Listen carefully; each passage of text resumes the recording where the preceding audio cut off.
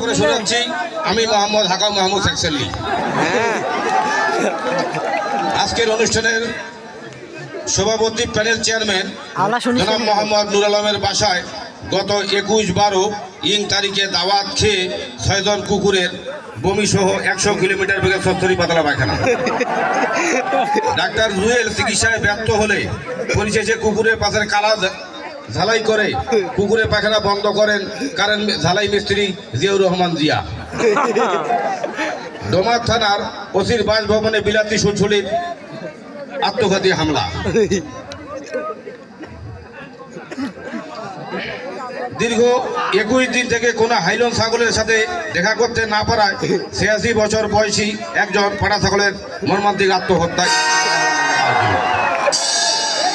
আর একবার ইউপি সদস্য পদে নির্বাচিত হতে পারলে দাউদিয়ার ঘাট, কানারহাট, কুড়ারহাট থেকে ডোগারহাট পর্যন্ত প্রতিদিন 6টি করে যাত্রীবাহী ভাঙ্গাচুরা বিমান চলাচল করবে বললেন 6 নং ওয়ার্ডের ইউপি সদস্য কাল্লামোটা সুভাষ চন্দ্র।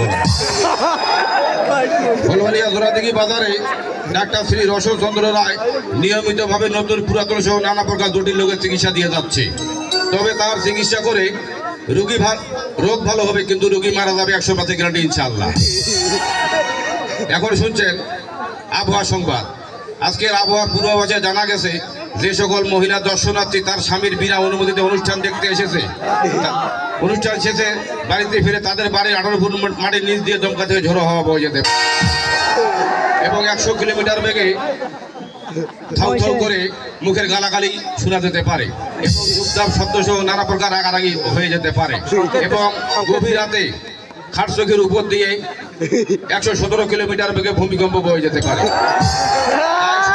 মহিলা দর্শনার্থীকে অনুষ্ঠান শেষে সাবধানে বাড়িতে গিয়ে বাড়ির গেটের সামনে স্বামীকে মিষ্টি সুরে বাবা বলে ডাক দিয়ে সাবধানে বাড়িতে প্রবেশ করে খাটচোখি ছেড়ে বাড়িতে বিছানা করার জন্য বিশেষ অনুরোধ করা যাচ্ছে। ধন্যবাদ সকলকে। এখন সংবাদ শেষ, এরপরে সংবাদ শুনবেন 17:30টায় ইংরেজিতে। 17:30টায়।